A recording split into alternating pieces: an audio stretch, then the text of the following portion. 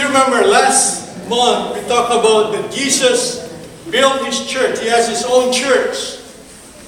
And He is the foundation of the church. And His church is what? Victorious. This morning and next two Sabbaths I'll be talking about two important subjects, focusing in one single verse. You may say, whoa, it's maybe a very important verse. Yes, it's very important for us to understand Jesus and His church and His growing church. Because if you look on the readings that Joss had read to us, you will find out the statement there that after Jesus left His disciples and His people, and they experienced what? An upper room experience. I want you to take note of this. A growing church experience, an upper room experience with the Holy Spirit. And they filled with the Holy Spirit, and they start sharing the gospel. And that was the first century of the Christian church. Moving forward, we are now in the 21st century. What's happening in our church today?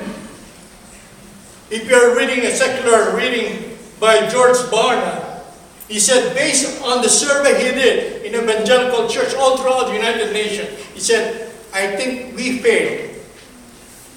What a great challenge to the great church of this United States of America. But one thing I want you to understand in the gospel that we're focusing on today, that as we unpack the text on Acts chapter 2, verse 40 to 47, you will remember that it was Peter, together with disciples, when they were filled with the Holy Spirit, they start speaking what? In tongues, glossolalia. That's a different glossolalia that you're hearing in the community. Why? Because these people are unlearned. They didn't know anything about the language. If I speak Romanian today, Pastor Vic said, what is the pastor talking about? I didn't know anything word from Romanian. But Peter, on his day, together with the disciples, they're talking different languages.